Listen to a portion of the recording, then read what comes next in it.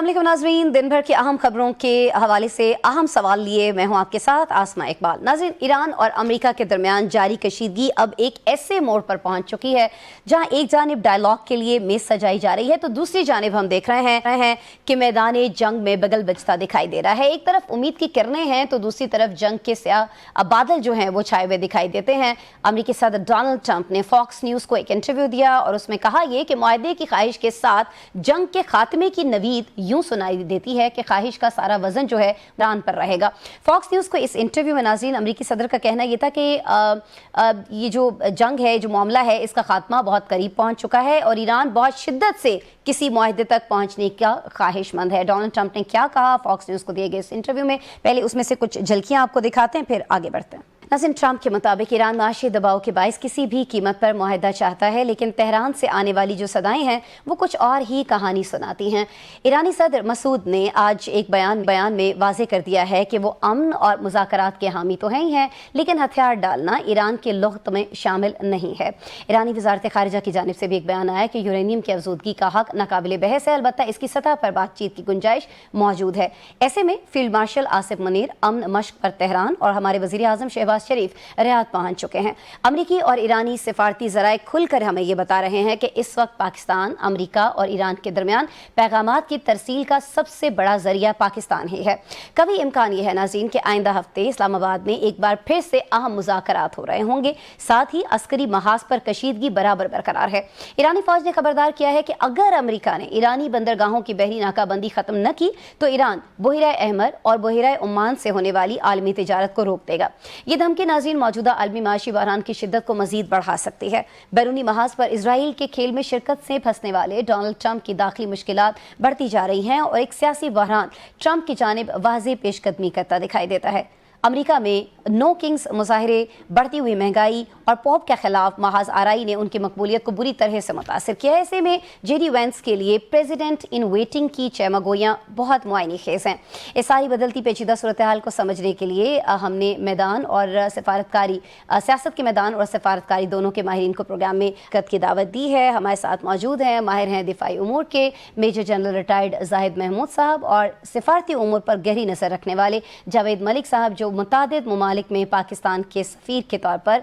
अपनी खिदमात जो हैं वो सर अंजाम दे चुके हैं। दोनों मेहमानों को हम वेलकम करते हैं। बहुत शुक्रिया जनरल साहब, आपने ज्वाइन किया। बहुत शुक्रिया जावेद साहब, आपने ज्वाइन किया। जनरल साहब, गुफ्तगू का आगाज़ सर मैं आपसे करना चाहूँगी। बहुत सारे लोग ये कहते हुए ख़ास तौर पर जो चाहते थे कि ये मुज़ाकरात जो हैं, इस्लामाबाद टॉक्स जो हैं, ये नाकाम हों, अब वो इन मुज़ाकरात की बात कहते हुए ये दिखाई दी कि मुज़ाकरात जो हैं नाकाम हो चुके हैं, जंग दोबारा से होती हुई दिखाई देगी। लेकिन बहुत सारे जो सीनियर हमारे लोग थे जो इन तमाम हालात को समझते हैं, आप जैसे लोग, वो ये कह रहे थे कि मुज़ाकरात का दूसरा दौर होगा और पाकिस्तान ही में होगा। तो सर वो दौर होने जा रहा है और उस दौर से पहले हमारी जो दो अहम शख्सियात हैं वो मुख्तलिफ ममालिक के दौरे पर हैं। नेक्स्ट वीक क्या होता देख रहे होंगे हम इस्लामाबाद में खास तौर पर?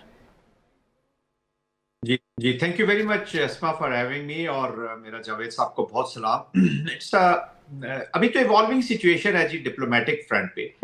बट गुड थिंग इज कि जो प्रोसेस ऑफ डायलॉग है वो इंटैक्ट है। डायलॉग का एस्टेब्लिश हो जाना, वॉर का एस्केलेशन का रुक जाना, दोनों पार्टीज का सामने बैठना और नैरो डाउन हो जाना टू व्हाटएवर 2 और 3 जो भी स्ट्रेटेजिक इश्यूज है, बड़े इश्यूज है, 47 साल के इश्यूज हैं जी और दो डिफरेंट सोचों के इश्यूज हैं, दो डिफरेंट आइडियोलॉजीज के इश्यूज हैं, वॉरिंग फैक्शंस के इश्यूज हैं, फिर हिस्ट्री का बैगेज लेकर ट्रंप ने ये वॉर शुरू की। मैं इसलिए बता रहा हूँ, दोबारा बात कर रहा हूँ कि ये इतने आसान डायलॉग नहीं है। और अगर पहले ही प्रोसेस में शाम को ये मुआहदा करके उठ जाते हैं तो पीछे domestic pressures, opposition parties, lot of things, अभी ईरान में शहादतें हैं इतनी ज्यादा, अली खामनेई साहब की शहादत हुई है, बच्चे शहीद हुए, अमेरिका के अंदर एक प्रेशर है, एक आपने इंस्ट्रूमेंट ऑफ मिलिट्री यूज किया, वहां पे इलेक्शंस हो रहे हैं, वहां पे भी मुजाहरे हो रहे हैं, तो लॉट ऑफ प्रेशर्स कि जी आपने फिर हासिल क्या किया अगर यही करना था। तो आई थिंक कि थोड़ा सा कूलिंग पीरियड भी जरूरी है कि एकदम अगर आप एक नेगेटिव पीस तो आप शायद हासिल कर लें, which is the silencing of gun, but the real positive peace which is the root cause of the conflict कह लें, उसको जब तक एड्रेस करने के लिए एक कंप्रिहेंसिव डायलॉग हो रहा है। और अल्हम्दुलिल्लाह पाकिस्तान एक इफेक्टिव, इसको मैं कहते हैं स्ट्रेटेजिक कंडुइट के तौर पर सामने आया है। दोनों की उसको कहते हैं वोट भी हासिल है, दोनों को रिप्रेजेंट भी बहुत अच्छा कर रहा है, एंड दे आर ट्राइंग. अब आज भी जो 2 विजिट्स हो रहे हैं प्राइम मिनिस्टर साहब का और फील्ड मार्शल साहब का, ये उसी सिलसिले की एक कड़ी है कि ये कंडुएट जो है, इसको मैं बोलता हूँ तो मोस्ट ट्रस्टेड कंडुएट, वो अल्हम्दुलिल्लाह वो पाकिस्तान सामने आ गया. हमारी पर्सनैलिटी जितने जो भी है, जी जी चाहे मिलिट्री से हैं, चाहे डिप्लोमेसी से हैं, चाहे पॉलिटिक्स से हैं, तो दे आर रिप्रेजेंटिंग पाकिस्तान और बड़ा अच्छा एक काम चल रहा है. अब देखते हैं, इवॉल्विंग सिचुएशन है, हाउ इट एंड्स. बट एक चीज याद रखिए कि इसका कोई बर्डन जो है वो हमें एज अ मीडिएटर तो बहुत बड़ा बर्डन है, और ऐसा मीडिएटर दुनिया में शायद हमने अपनी लाइफ टाइम में नहीं देखा जिस तरह इतना स्क्रैम्बल किया हो to bring these to close. बजा फरमा रहे हैं आप. बिल्कुल बहुत सी बिल्कुल. जगहों पे आपने देखा होगा डायलॉग वो प्रोवाइड करते हैं, फैसिलिटेट करते हैं, but they don't scramble to close and bridge this gap. तो बिल्कुल जी, पाकिस्तान बड़ा मुतहर्रिक किरदार अदा कर रहा है, बड़ी नेक नियति के साथ आगे बढ़ रहा है, बहुत ज़्यादा एफर्ट्स कर रहा है, और जाहिर है कि इन एफर्ट्स को सराहा भी जा रहा है दोनों ममालिक की तरफ से, दोनों फरीकैन की जानिब से, ईरान की जानिब से भी और अमेरिका की जानिब से भी. लेकिन मलिक साहब, जब हम अमेरिका की बात करते हैं, ख़ासतौर पर डोनाल्ड ट्रंप की बात करते हैं, तो उनके ये जो रोज़ रोज़ बदलते बयानात हैं, इससे ऐसा लगता है कि सिचुएशन जो है वो सुलझते सुलझते कहीं ना कहीं उलझती हुई दिखाई देती है, जिसको समझना मुश्किल हो जाता है. कभी लगता है कि वो इस जंग से फौरी तौर पर निकलना चाहते हैं, लेकिन फिर जब वो ईरान की बहरी नाकाबंदी कर डालते हैं, जो खुद एक तरह से एक्ट ऑफ वॉर है, तो उससे ऐसा लगता है कि ट्रंप शायद चाहते हैं कि मामलात को अभी मज़ीद तूल दिया जाए, मज़ीद खींचा जाए. और फिर आज जेडी वेंस जो है वो ये कहते हैं कि हम जो है वो किसी छोटी मोटी डील के ऊपर आमादा नहीं होंगे. तो सर, अमेरिका चाह क्या रहा है इनफैक्ट, जावेद साहब, अगर आप हमें समझा सके प्लीज. अस्मा साहब, सबसे पहले thank you for having me, और मेरा आपको भी, जनरल साहब को, तमाम देखने वालों को अस्सलाम वालेकुम. देखिए, आपने बिल्कुल सही कहा कि अमेरिका से आने वाली जो सदाएं हैं उसमें किसी हद तक कन्फ्यूजन नज़र आती है, लेकिन जिस अंदाज में मैं उसको देख रहा हूँ, मुझे काफ़ी हद तक वो क्लैरिटी नज़र आ रही है. बिकॉज में कुछ चीज़ें ऐसी हैं जो कि आपको उन्हें कहा जाता है फॉग ऑफ वॉर, यानी जब जंग की हालत में होता है कोई मुल्क, तो कुछ ऐसी पॉस्चरिंग होती है, कुछ ऐसी ब्रवाडो होती है, या रेट्रिक की जाती है. तो ऑब्वियसली अगर आप गहरी नज़र से उसको देख रहे हैं तो आप उसको डिस्टिंग्विश कर सकते हैं कि पॉलिसी स्टेटमेंट कौन सी है और जो सिर्फ एक रेट्रिक है वो कौन सी है. देखिए, मैं इसको इस अंदाज में देख रहा हूँ. सबसे पहले तो पाकिस्तान की ऑफ कोर्स ये बहुत बड़ी काविशें हैं कि पाकिस्तान है, हम ये कहते हुए हो सकता है क्लीशे लगे, लेकिन ये हकीकत में डिप्लोमेसी के एक स्टूडेंट की हैसियत से मैं आपको बता सकता हूं कि पाकिस्तान ने 2 वॉरिंग कंट्रीज़ को, जो एक तरफ एक सुपर पावर है जो किसी की बात नहीं सुन रहे, और एक तरफ ईरान है, उनको एक टेबल पर ले आना, ये बहुत बड़ी सफारती कामयाबी है. और पाकिस्तान का वो जो ट्रस्ट है जो इन तमाम ममालिक को, जिसका जिक्र डॉक्टर जनरल साहब फरमा रहे थे, तो बिल्कुल मैं उससे एग्री करूंगा कि पाकिस्तान का एक पॉलिटिकल और डिप्लोमेटिक गुडविल है जो पाकिस्तान पॉजिटिवली यूटिलाइज कर रहा है. आपने पूछा अमेरिका के हवाले से, मेरी ऑफ कोर्स कुछ दोस्तों से बात होती रहती है अमेरिका में, और जो इस प्रोसेस के बहुत करीब हैं, वो मुझे ये बता रहे हैं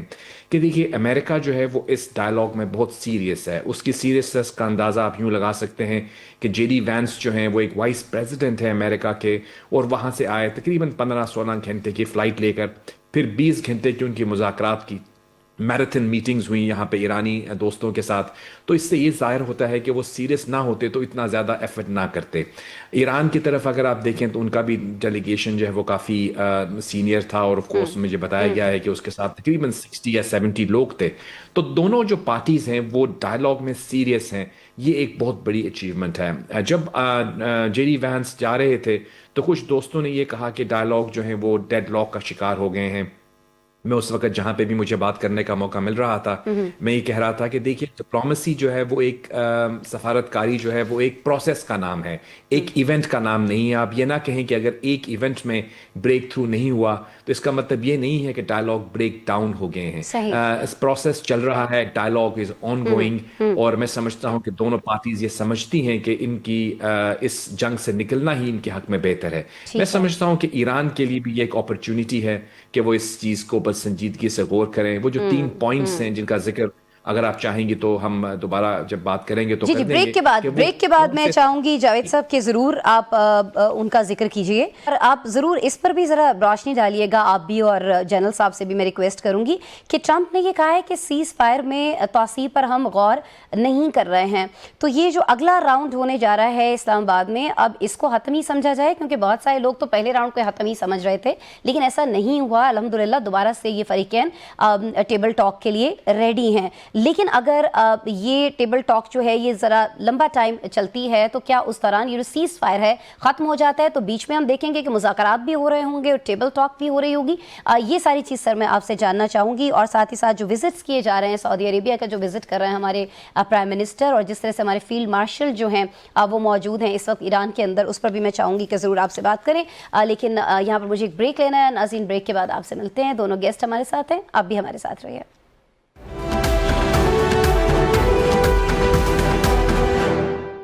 ویلکم بیک جی، بات ہو رہی ہے ان مذاکرات کی جن کا جو دوسرا دور ہے وہ ہونے جا رہا ہے ایک بار پھر سے اسلام آباد کے اندر۔ اب یہ خبریں ذرائع سے آ رہی ہیں اور ساتھ ہی ساتھ ذرائع یہ بھی بتا رہے ہیں کہ جو مذاکرات ہیں جو پہلے ہوا ہے جو راؤنڈ اس میں کافی پیش رفت ہوئی ہے اور دونوں فریقین جو ہیں وہ ایک فریم ورک معاہدے کے انتہائی قریب پہنچ چکے ہیں۔ کہا یہ بھی جا رہا ہے کہ اگر ایسا ہے تو پھر اسلام آباد میں ٹرمپ کی آمد ہو سکتی ہے۔ جاوید ملک صاحب ہمارے ساتھ موجود ہیں، ساتھ ہی ساتھ ہمارے ساتھ جنرل زاہد صاحب موجود ہیں۔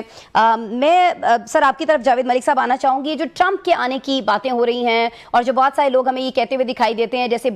بڑے جو خبر رساں ادارے ہیں وہ بھی یہ کہہ رہے ہیں کہ مذاکرات تقریباً حتمی مراحل میں تھے، اب بس ایک معاہدہ سائن ہونا ہے اور ٹرمپ یہ چاہیں گے کہ وہ اس معاہدے کو سائن کرنے کے لیے خود پاکستان آئیں۔ جاوید صاحب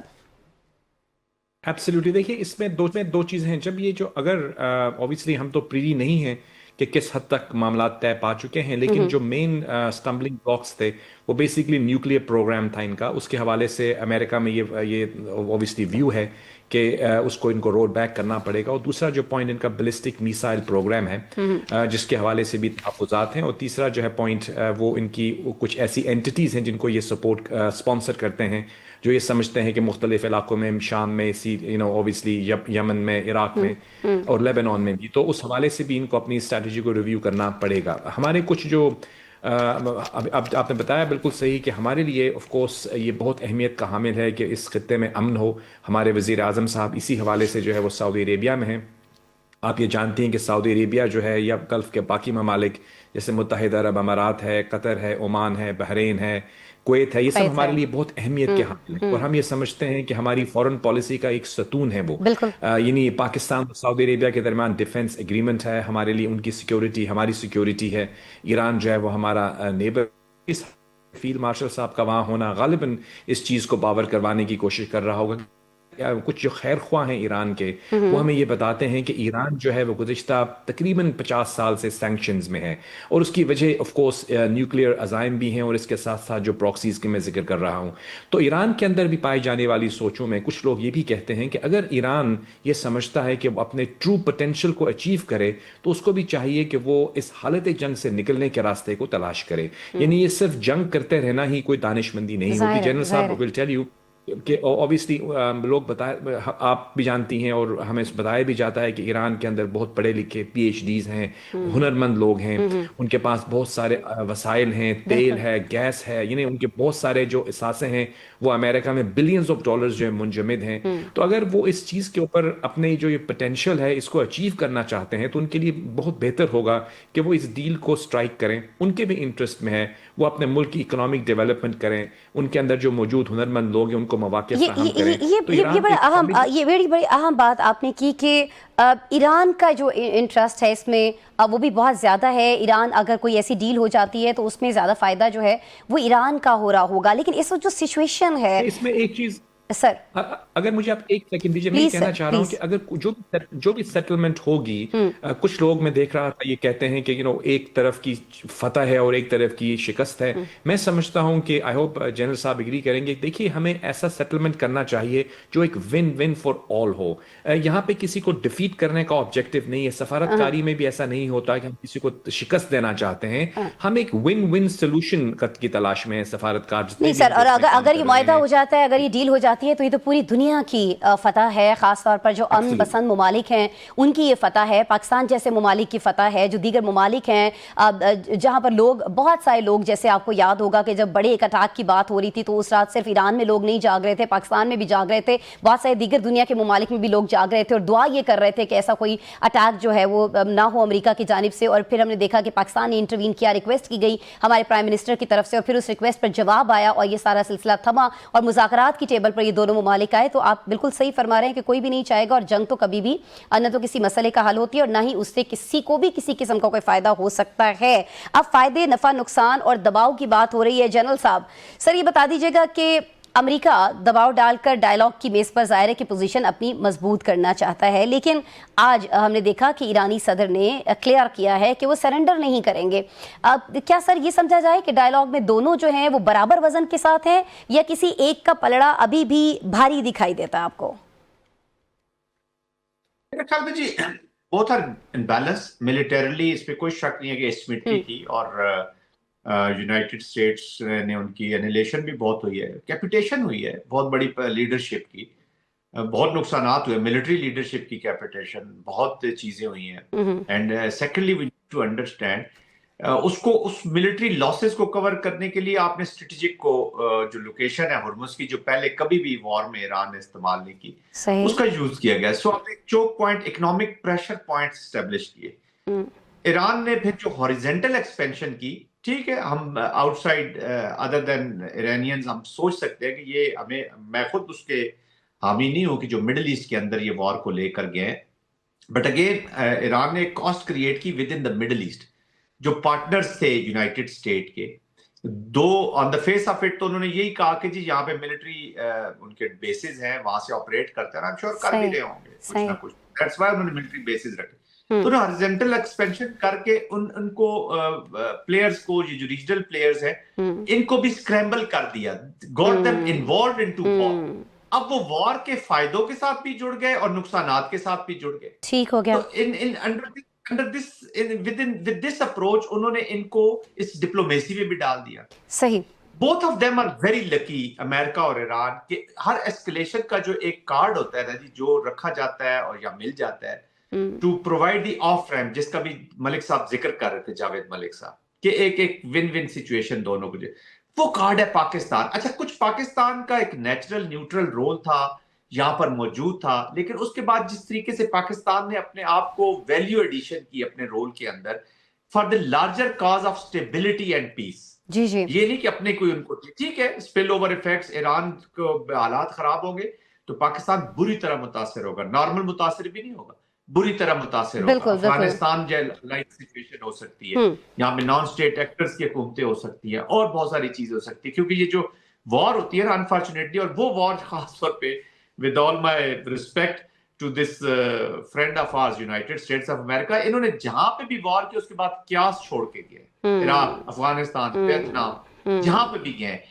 they couldn't achieve the, कल कोई एक टीवी पे प्रोग्राम पे बात कर रहे थे कि जी ट्रम्प साहब ने तो कुछ भी नहीं अचीव किया, तो ये मैंने कहा कौन से प्रेसिडेंट ने पास्ट में अचीव कर लिया जो ट्रम्प साहब ने नहीं अचीव? बिल्कुल सर, ये भी एक डिबेट है कि अमेरिका ने जहां जहां अटैक्स किए और जिन जिन ममालिक के ऊपर जंग मुसल्लत से उसको क्या हासिल हुआ क्या नहीं, और मैं चाहूंगी कि जरूर नेक्स्ट किसी प्रोग्राम में इस पर हम बात कर रहे हो। मेरे पास टाइम बहुत मुख्तसर था, आई एम रियली सॉरी, मुझे आप दोनों को शुक्रिया बोलना होगा। Major general retired Zahid Mahmood साहब आपके वक्त के लिए, जावेद मलिक साहब आपके वक्त के लिए बहुत शुक्रिया। नाज़रीन, प्रोग्राम में एक ब्रेक, और ब्रेक के बाद हम बात करेंगे पाकिस्तान के पसमानदा कस्बे तौसा की, जहां आपको पता है कि बहुत सारे बच्चों में एड्स के केसेस रिपोर्ट हो रहे हैं। जिम्मेदार कौन है, जानने की कोशिश करेंगे ब्रेक के बाद।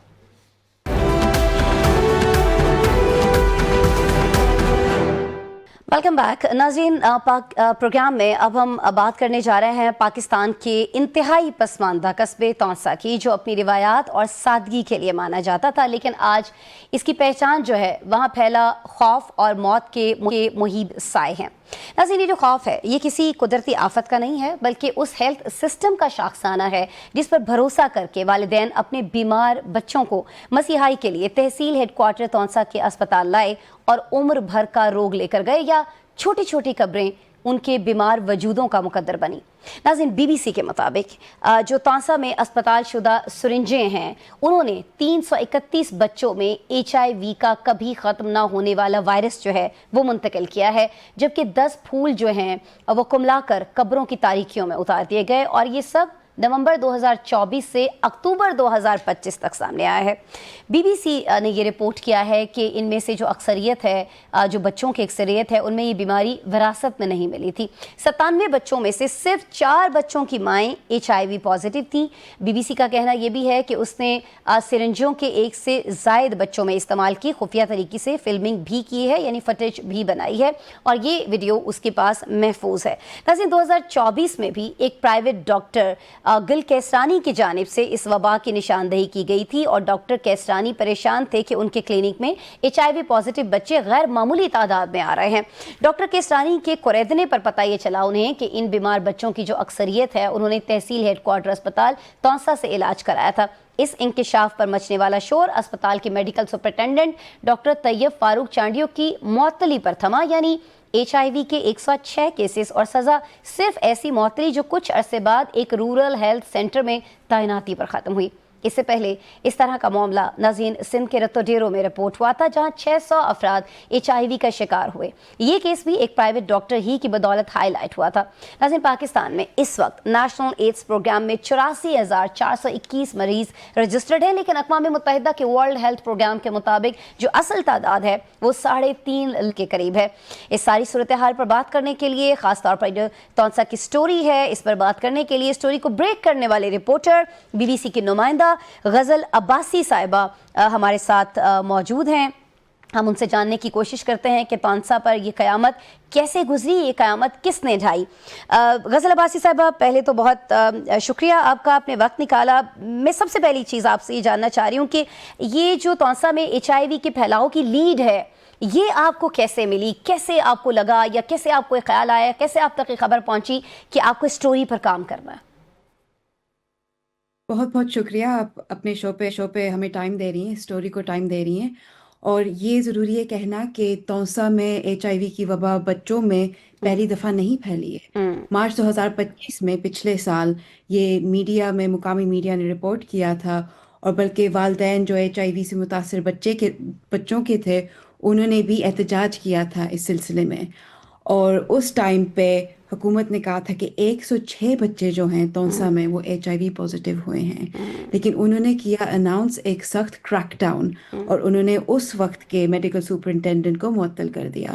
لیکن معطل تو انہوں نے کر دیا, لیکن جو نظام تھا اسپتال کا ہم نے یہ دیکھا کہ ابھی تک وہی انسیف پریکٹسز جاری تھے. تو لیڈ ہمیں ایسے ملا کہ ہسپتال سے ایک جو اندر سٹاف ہیں, اندرونی ذرائع ہیں, وہ کہہ رہے تھے کہ یہ پریکٹسز ابھی تک جاری ہیں, اور ایک لوکل جرنلسٹ ہیں زبیر خان جنہوں نے یہ ٹپ آف